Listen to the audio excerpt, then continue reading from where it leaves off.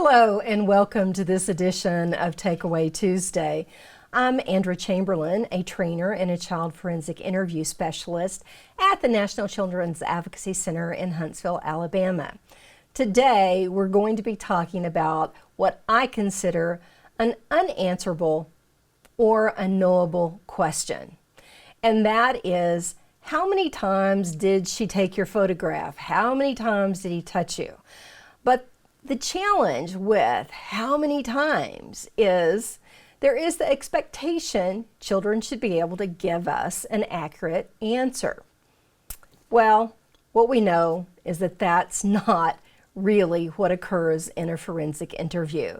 Children often guess, or they give an estimate, or they say, I think, and then they'll put a number on the table. And if you think about it, maybe from your perspective as an adult, if I came to you and I said, gosh, I want you to tell me how many times did you use your debit or credit card last month?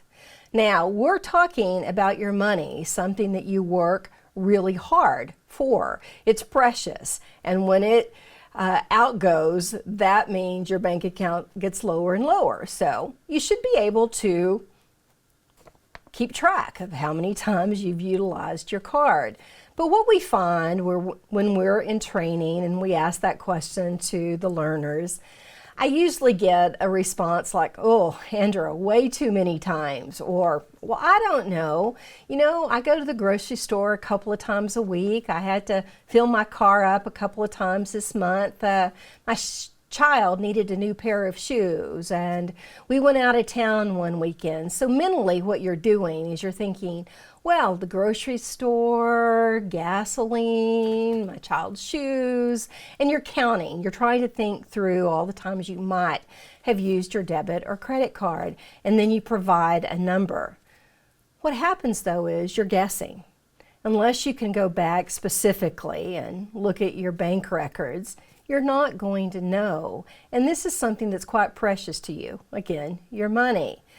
The expectation that we come into an interview and we ask a child how many times did something happen, that they're going to respond with an accurate number.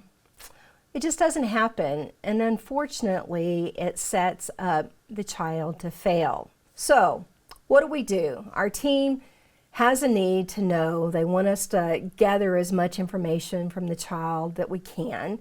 So what do we do if we don't ask how many times did such and such happen? Well, think about this. Instead of asking how many times, we come and we say, talk to me about one time you remember. And as soon as that child gives you as much narrative as they can and you work them through that one incident, come back and say, tell me about another time that you remember, and work that child through that description.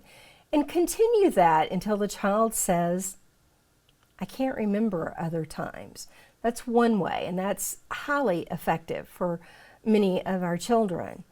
Another thing that you could do is to say, well, just tell me about a time that you remember the most. And maybe there is something that occurred with that incident that's highly salient to the child. And they say, oh, well, there was this one time when we were on vacation and it happened in the hotel room. And then they can talk to you about that one time. What we do see, and I don't recommend this, is as soon as the interviewer believes that we're talking about more than one time, they come back and say, tell me about the very first time, or talk to me about the last time. And the expectation is that if this is ongoing maltreatment, that first time should be easily remembered, or the last time, because it's the most recent, should be easily remembered. What we need to think about, though, if there is ongoing maltreatment with children, that the offender doesn't want to be found out, and there is what we call grooming, manipulation. And so it could be that as things start with the child, The offender is coming into maybe the bathroom and watching the child on the toilet or while they're bathing. And then there may be touching over the clothes and then under the clothes, and then maybe there's digital penetration, and then, maybe vaginal or anal penetration or oral. What we often see, unfortunately, is this gradual escalation of events, all these different events. And then when we come along in all of our wisdom and we say, tell me about the first time. Well, my question is, which first time are you talking about? Are you talking about the first time that there was touching over the clothes, or the first time there was digital penetration, or the first time there was penile penetration? What first do you mean? A much better question, if you believe there is ongoing maltreatment, is to say, tell me about things starting. And then what you're hoping is the child will say, well, she started coming into my bedroom when she was babysitting. And then start walking you through that increasingly intrusive series of events. That's what we're looking for. The expectation that the last time, because it's the most recent, is the most memorable may not be. If the time before, let's say there was anal penetration, and the last time maybe the child was groped in the hallway, which do you think might be the most memorable? So we don't want to put these artificial delineations, the first and the last. Again, tell me about things starting. Oh, well, you said. And then walk your child through those series of events.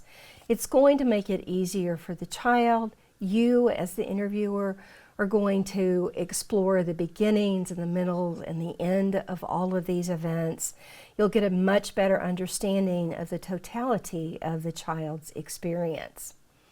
So, again, thinking about asking for a number of times is probably going to get you a guess, and we don't want children to guess in the forensic interview.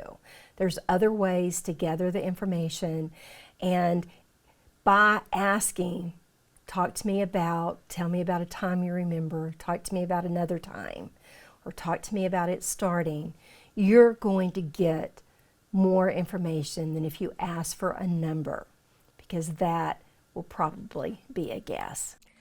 If you'd like more information, please check out calio.org. Also look at the NCAC Virtual Training Center for different webinars and seminars that have been recorded with experts in the field. And as always, if you have any questions or comments, please email me at the link below. Thanks and have a great day.